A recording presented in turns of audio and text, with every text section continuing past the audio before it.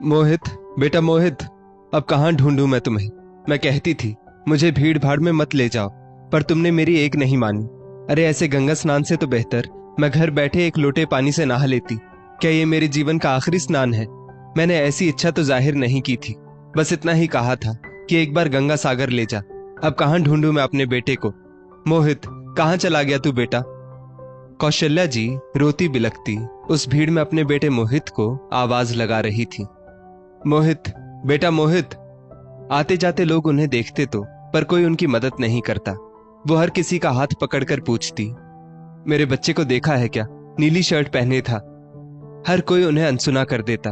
वो बेचारी रोती बिलखती इधर से उधर अपने बेटे को ढूंढती। जब कुछ मदद नहीं मिली तो कौशल्या जी एक दुकान के किनारे जाकर बैठ गई और बेटे को आवाज लगाने लगी, मोहित, बेटा मोहित। तभी वहां एक महिला पुलिसकर्मी आई और बोली, माँ जी, क्या बात है, आप रो क्यों रही हैं? कौशल्या जी हाथ जोड़कर रोते हुए बोली, बेटा मेरे बच्चे को ढूंढो। ना जाने इस भीड़ में कब मेरे हाथ से उसका हाथ छूट गया और वो मुझसे अलग हो गया। महिला पुलिसकर्मी ने अपना परिचय दिया, माँ जी, मेरा नाम नेहा है, आप मेरे साथ चलिए, हम अभी आपके बेटे को ढूंढ लेंगे। इतना कहकर वो कौशल्या जी को अपने साथ ले गई। नेहा ने उन्हें पानी पिलाया और कागज कलम लेकर बोली, हाँ तो बताइए, आपके बेटे की क्या उम्र है? कौशल्या जी बोली, मेरा मोहित नीले रंग की शर्ट पहने था, उसकी उम्र करीब 44 साल होगी। कौशल्या जी के बेटे की उम्र सुनकर नेहा चौंक गई और बोली, क्या 44 साल का है वो? मैं सोची कोई छोटा बच्चा है। नेहा की बगल में एक पुलिसकर्मी और था, वो हंसने लगा तो नेहा ने उसे आंखें दिखाई। कौशल्या जी बोली, हंस लो बेटा, बच्चे जब बड़े हो जाते हैं तो माँ को पागल समझते हैं, पर माँ के लिए उसके बच्चे तो बच्चे ही रहते हैं। नेहा ने उनसे सारी जानकारी लेकर गंगा सागर के उस मेले में कई बार अनाउंसमेंट करवाई, पर नतीजा कुछ नहीं निकला। सर्दी का समय था, बहुत जल्दी अंधेरा होने लगा। जैसे जैसे अंधेरा बढ़ रहा था, कौशल्या जी की आशा निराशा में बदल रही थी। वहीं पास में दो पुलिस वाले आपस में बात कर रहे थे, अरे भाई, एक समय था जब मेले में बच्चे खोया करते थे, अब लोग अपने बूढ़े माँ बाप से पीछा छुड़ाने के बहाने उन्हें मेले में छोड़ जाते हैं। कौशल्या जी बोली, नहीं बेटा, मेरा मोहित ऐसा नहीं है। बचपन में एक पल भी मेरे बिना नहीं रहता था, तो अब वो मुझे ऐसे कैसे छोड़कर जा सकता है? तुम लोगों को जरूर कुछ गलतफहमी हुई है।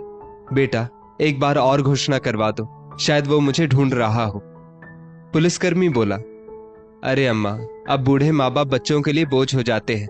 हो सकता है आपका बेटा नहीं चाहता हो, पर आपकी बहू ने कहा हो तो। दूसरा पुलिसकर्मी बोला, हाँ ये बात भी हो सकती है। क्यों अम्मा, आपकी बहू से आपकी बनती थी कि नहीं? कौशल्या जी चुप हो गई और सोचने लगी, सही तो कह रहे हैं ये लोग। बहू को मैं अगर किसी भी बात पर टोकती थी तो वो मोहित को मेरी शिकायत करती थी, फिर मोहित भी मुझे ही 4 बातें सुनाता था।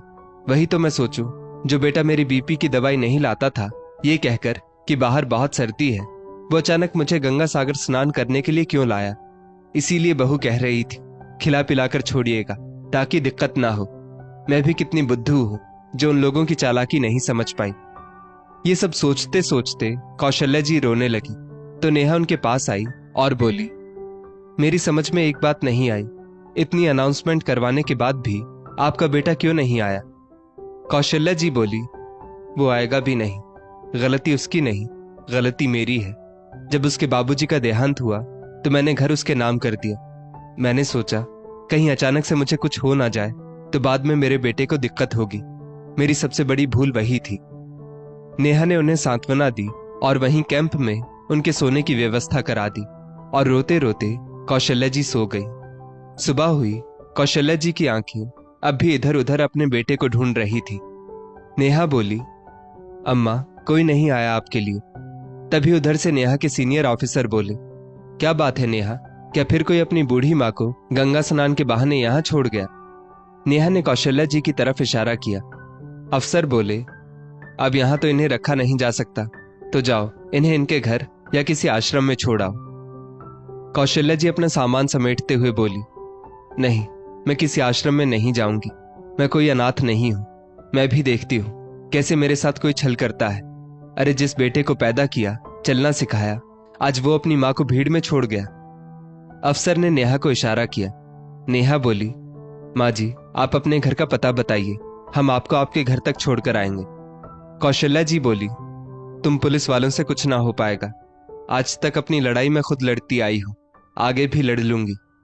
नेहा उन्हें रोकती रही और कौशल्या जी तेज कदमों से उस भीड़ में ना जाने कहां निकल गई। नेहा को बहुत अफसोस हुआ कि वो उनकी मदद नहीं कर पाई, या फिर ये कहे कि कौशल्या जी किसी की मदद लेना ही नहीं चाहती थी। धीरे धीरे उस भीड़ को चीरते हुए कौशल्या जी सड़क के किनारे एक पेड़ के नीचे आकर बैठ गई और सोचने लगी कि आखिर उनकी परवरिश में कहां कमी रह गई। क्या गलत बात पर बच्चों को टोकना गलत होता है? तब तो संसार के हर माता पिता गलत हुए। शायद मैंने ही अपने बेटे को समय से पहले सब कुछ दे दिया, इसीलिए वो गलत रास्ते पर चल पड़ा। उसे संपत्ति व घर जमीन बिना मेहनत के मिल गई, तो उसे माँ की क्या जरूरत? उनके रास्ते की रुकावट तो मैं थी, क्योंकि मैं मोहित और बहू दोनों को फिजूल खर्ची के लिए टोकती रहती थी। इसलिए उन्होंने मुझे चाय में पड़ी मक्खी की तरह अपने जीवन से बाहर निकाल फेंका। तभी किसी की आवाज ने उनका ध्यान भंग किया। क्या अम्मा, 2 रोटी सब्जी बनाने में कितनी ही देर लगती है? फालतू का ये अम्मा का ढाबा खोलकर रखा है। बस 2 मिनट बिटिया, वो मेरे यहाँ काम करने वाला राजू बिना बताए गांव भाग गया। लौट कर आए तो उसकी टांगे तोड़ दूंगी, ढाबे की मालकिन अम्मा ने कहा। कौशल्या जी वहां जाकर बोली, बहन जी बुरा ना मानो तो मैं फटाफट रोटी बना दूं। आप मुझे पैसे मत देना, बस खाने को 2 रोटी दे देना। अम्मा ने मन ही मन सोचा कि इन लड़कियों को जल्दी जल्दी खाना खिलाकर हॉस्टल रवाना करूं, वरना सभी ग्राहक नाराज हो जाएंगे। ये सोचकर अम्मा ने हाँ में इशारा कर दिया। फिर क्या था, कौशल्या जी ने फटाफट रोटियां बेलना शुरू कर दिया। तभी पीछे से 2 लड़कियों ने कहा, अम्मा आपकी मजेदार सब्जी और ये मुलायम रोटी, मजा आ गया। देखते ही देखते सभी ग्राहकों को रोटी परोस दी गई। अन्य दिनों से आज ज्यादा लोगों ने खाना खाया। सभी बच्चे चले गए तो कौशल्या जी ने भी अपनी पोटली उठाई और वहां से जाने लगी। तभी अम्मा ने आवाज लगाई, अभी तो बहन जी कहकर मदद मांगी, अब जा रही हो? क्या आप मेरे ढाबे पर काम करोगी?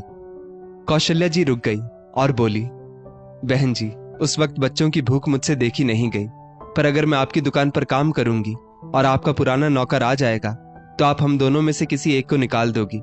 मैं किसी और के दुख का कारण नहीं बनना चाहती। अम्मा बोली, वैसे भी वो लड़का रोटी अच्छी नहीं बनाता था, मैं उसे दूसरा काम दे दूंगी, ढाबे में काम की कमी नहीं है।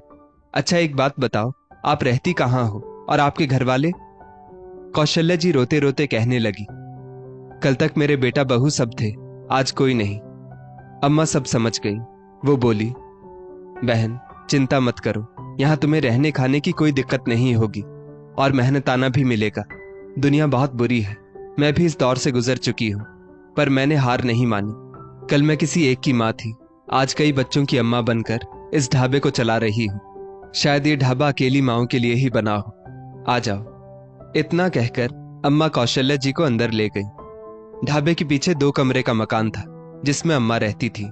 दोनों खा पीकर जब कमरे में बैठी तो अम्मा ने अपनी दुख भरी कहानी कौशल्या जी को बताई कि कैसे उनके बेटे बहू ने उनसे सब कुछ छीन कर उन्हें घर से बाहर निकाल दिया था। वो तो भला हो पेट्रोल पंप के मालिक का, जिसने अम्मा के हाथ के इडली डोसा के बदले ये छोटी सी जमीन उन्हें उपहार में दी थी। आज उसी जमीन के आसपास कई कॉलेज और लड़कियों के हॉस्टल खुल गए और अंबिका जी कब सबकी अम्मा बन गई पता ही नहीं चला। कौशल्या जी बोली, बहन आखिर बच्चे इतने स्वार्थी क्यों हो जाते हैं, जो माँ बाप को दुनिया की भीड़ में छोड़ जाते हैं। एक माँ कई बच्चों का पेट भर सकती है, पर बच्चे एक माँ का पेट नहीं भर पाते, वो उनके लिए बोझ बन जाती है। अम्मा बोली, एक से भले 2, अब हम दोनों मिलकर सभी बच्चों को खिलाएंगे और अपना भी पेट भरेंगे। चलो अब आराम कर लो, सुबह से भटक रही हो। इतना कह दोनों सो गई। अगले दिन से अम्मा के इडली डोसा और कौशल्या जी की रोटी सब्जी व अलग अलग तरह के पराठों ने तो कमाल कर दिया। आस पड़ोस के सभी बच्चे वहीं आकर खाते थे। देखते ही देखते 3 महीने कब बीत गए पता भी नहीं चला। अब विद्यालय और हॉस्टल के बच्चे कौशल्या जी को भी अम्मा अम्मा कहकर पुकारते थे। वो बच्चों को खाना खिलाती और उनको मेहनत करने के लिए प्रेरित करती और कहती, बच्चों जीवन में कभी अपने माँ बाप का अपमान मत करना। जिन्होंने तुम्हें उंगली पकड़कर चलना सिखाया, कभी उन्हें भीड़ में मत छोड़ना। तभी वहां किसी विद्यार्थी के पिता आए और बोले, काम नौकरों वाले और ज्ञान शिक्षकों जैसा, बच्चों को रोटी बनाकर खिलाती हो उतना ही करो। और बच्चों, तुम सब किसी अच्छी सी कैंटीन में जाकर खाया करो। सभी बच्चे मोर्चा लेकर खड़े हो गए। अंकल, अगर यहाँ का खाना और अम्मा की बातें आपको इतनी बुरी लग रही हैं, तो आप यहाँ क्या कर रहे हैं? आपको इतनी भी समझ नहीं कि कौशल्या अम्मा आपसे बड़ी है। अनजान व्यक्ति बोला, अच्छा, तो ये औरत यहाँ यूनियन बना रही है। मैं अभी यहाँ के कॉलेज को कंप्लेन करता हूँ, फिर देखता हूँ ये ढाबा कैसे रहेगा। तभी अंबिका अम्मा वहां आई और बोली, ओ बाबू, ये मत समझना कि दो बूढ़ी औरतें हैं तो आप उन्हें डरा दोगे। हम स्वाभिमान की रोटी खाते हैं और खिलाते हैं, और ये जमीन अब मेरी है, तो यहाँ से मुझे कोई नहीं हटा सकता।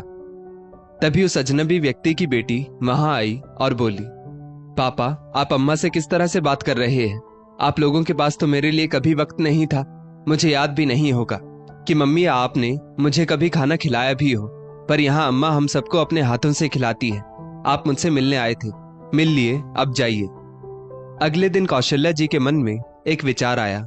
उन्होंने अम्मा से कहा, बहन जी, आप जो मुझे पैसे देती हो वो लेकर मैं क्या करूंगी?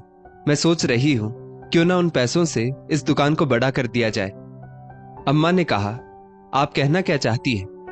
कौशल्या जी बोली, अब दुकान में 2 काउंटर होंगे, एक तरफ आपकी इडली डोसा और दूसरी तरफ देसी खाना जो मैं बनाऊंगी। मेरी जितनी भी कमाई होगी मैं अनाथ आश्रम के बच्चों को देना चाहती हूँ, और दुकान से कोई बच्चा या बुजुर्ग कभी पैसों की वजह से भूखा ना जाए। कौशल्या जी का सुझाव अंबिका जी को पसंद आया। देखते ही देखते उनका काम चल पड़ा। एक रोज कॉलेज के कुछ कर्मचारियों ने कौशल्या जी को कॉलेज की कैंटीन में काम करने का न्योता दिया। उन्होंने साफ मना कर दिया। इस पर अम्मा ने बड़े आश्चर्य से पूछा, बहन जी, आप कॉलेज का काम ले लेती, वहां आपके रहने की अच्छी व्यवस्था, पैसे सब कुछ मिलते, फिर आप क्यों नहीं गई? कौशल्या जी बोली, फिर हमारे बच्चे और हम में क्या फर्क रह जाएगा? आपने मुझे उस वक्त सहारा दिया जब मेरा अपना खून मुझे भीड़ में छोड़ गया था। अब आपके सिवा इस दुनिया में मेरा अपना और कोई नहीं, तो मैं कैसे अपनी बहन को छोड़कर जा सकती हूँ? देखते ही देखते अम्मा की दुकान फेमस हो गई। अब कौशल्या जी का बैंक में खाता खुल गया और एटीएम कार्ड भी बन गया। अब उनके चेहरे पर आत्मसम्मान की चमक होती थी। महीने सालों में बदल गए। अब दुकान पर कोई अम्मा के साथ सेल्फी लेता तो कोई उनकी रेसिपी की वीडियो बनाता। एक रोज किसी बच्चे ने अम्मा को पराठे बनाते हुए अपने कैमरे में कैद किया और उस वीडियो को यूट्यूब पर डाल दिया। एक रोज इस वीडियो को देखकर मोहित के घर पर दस्तक हुई। मोहित, मोहित, दरवाजा खोलो, देखो तो मुझे कौन मिला है। मोहित ने दरवाजा खोला। सामने उसका पड़ोसी विवेक था। क्या बात है विवेक भाई, रविवार के दिन कोई किसी के घर सुबह सुबह इतना शोर करता है? विवेक ने अपना फोन दिखाते हुए कहा, आज तो तुम मुझे पार्टी दोगे। मैंने ऐसी चीज खोज निकाली है जो तुम सोच भी नहीं सकते। तभी मोहित की पत्नी सुलेखा वहां आकर बोली, क्या बात है भाई साहब, हमारी क्या कोई लॉटरी निकल गई है जो आप हमसे ज्यादा खुश हो रहे हैं? विवेक बोला, हाँ हाँ भाभी, ये देखिए देखिए यूट्यूब पर आजकल कौन छाया हुआ है। तभी आंख मलते हुए मोहित और सुलेखा का बेटा मयंक वहां आया और बोला, मम्मी, ये कैसा शोर है? विवेक बोला, अरे बेटा मयंक, तुम अपनी दादी को ढूंढ रहे थे ना, तुम्हारी दादी यूट्यूब पर छाई हुई है। मोहित हैरानी से बोला, भाई विवेक, बच्चे के साथ मजाक करते हो, शर्म नहीं आती? अरे माँ गंगा सागर के स्नान में भगवान को प्यारी हो गई थी। सुलेखा बोली, मयंक तुम जाओ, अंकल को शायद गलतफहमी हो गई होगी।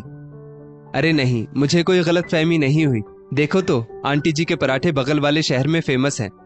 इतना कहते हुए उसने फोन दिखाया। मयंक ने फोन पर अपनी दादी को देखा। ये तो दादी हैं पापा, आपने कहा था दादी मर चुकी है। सुलेखा बोली, वो सब छोड़ो, देखो तो इनके कपड़े, इनके चेहरे की चमक से लग रहा है पैसों में खेल रही है। बेटा मयंक, तुम्हें अपनी दादी से मिलना है ना, चलो हम सब चलते हैं। मोहित सुलेखा से बोला, तुम ये क्या कर रही हो, मयंक को सब पता चल जाएगा। सुलेखा बोली, तुम्हारी माँ के पास फिर से इतने पैसे आ गए हैं, अब बस उस पर नजर रखो, पुरानी बातों को भूल जाओ। इतना कहकर सब निकल पड़े। 4 घंटे बाद वो लोग अम्मा के ढाबे पर पहुंचे तो देखा कौशल्या जी मैनेजर की कुर्सी पर बैठी सबको ऑर्डर दे रही है।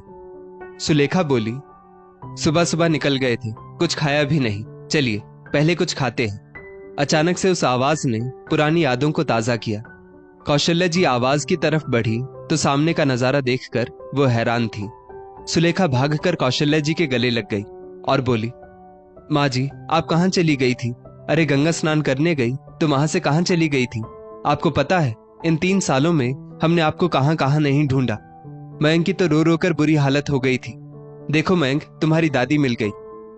कौशल्या जी अपने पोते को देखकर खुशी से फूली नहीं समाई। मयंक बोला, दादी आप यहाँ हैं, पर पापा ने तो कुछ और ही कहा था। कौशल्या जी ने अपने हाथों से मयंक को खाना खिलाया। तभी मोहित बोला, माँ उस दिन गलती आपकी थी, आपने ठीक से मेरा हाथ नहीं पकड़ा था। मैंने कितनी अनाउंसमेंट करवाई पर आपकी कोई खबर नहीं मिली। कौशल्या जी ने एक जोर का थप्पड़ मोहित के गाल पर जड़ दिया और बोली, निर्लज, अपनी गलती को अपनी माँ पर डालता है। कैसा बेटा है तू जो अपनी माँ को दुनिया की भीड़ में छोड़ गया, और आज क्या लेने आया है? सुलेखा बोली, माँ जी जो होना था हो गया, पुरानी बातों पर मिट्टी डालो। चलिए अब घर चलते हैं, हम आपको एक गाड़ी और ड्राइवर कर देंगे। आप रोज यहाँ दुकान पर आना और आराम से खाना बनाना, बाकी का सब मैं और मोहित संभाल लेंगे। कौशल्या जी बोली, अंबिका बहन देखो, ये मेरा बेटा जो मुझे गंगा सागर स्नान कराने के बहाने दुनिया की भीड़ में छोड़ गया, और ये मेरी बहू जो मुझे मेरी खांसी की दवाई के लिए तरसाती थी, आज मेरे आराम के लिए मुझे घर ले जा रही है। बेटा मयंक, मुझे माफ करो, तुम्हारा इसमें कोई दोष नहीं था, पर क्या करे, माता पिता के किए की सजा बच्चों को भी मिलती है। अब मेरा अंबिका बहन को छोड़कर किसी से कोई रिश्ता नहीं है। सुलेखा अम्मा से बोली, अच्छा तो आपने हमारी माँ को पट्टी पढ़ाकर यहाँ रखा है, उनसे काम लेती है और अपनी तिजोरी भरती है। कौशल्या जी ने एक जोर का थप्पड़ सुलेखा को लगाया और बोली, खबरदार, जो इस देवी को तुमने कुछ कहा। जब तुम लोगों ने मेरे साथ धोखा किया, इस बेचारी ने मुझे रोटी और छत दी। अरे तुम क्या जानो औरत क्या होती है, तुम तो औरत के नाम पर कलंक हो। पर चिंता मत करो, ईश्वर ने तुम्हें भी बेटा दिया है, और तुम्हारे बेटे को तो तुम्हारी सारी सच्चाई भी पता चल गई है। अब क्या करोगी? अगर भूख लगी है तो खाना खाओ और खाने का पैसा भरकर जाओ। वहां बैठे सभी लोग उन दोनों को हीन दृष्टि से देख रहे थे और बोले, छी छी, ऐसी औलाद से तो बेहतर है इंसान बे औलाद ही रहे। एक व्यक्ति बोला, इंसान जो बोता है वही काटता है, देखना कल इनका बेटा इन्हें भी कहीं छोड़कर आएगा। मयंक बोला, पापा और कुछ सुनने को बचा है? चलिए यहां से, मैं और एक पल भी यहां नहीं रुक सकता। आप लोगों ने जो किया उसके बाद अब मैं दादी से नजरें भी नहीं मिला सकता।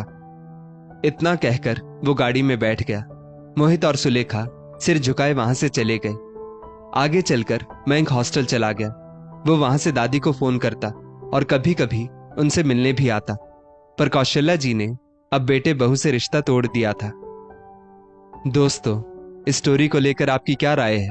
नीचे कमेंट करके जरूर बताइएगा, और ऐसी ही और भी बेहतरीन वीडियोस के लिए हमारा पेज जरूर फॉलो करें।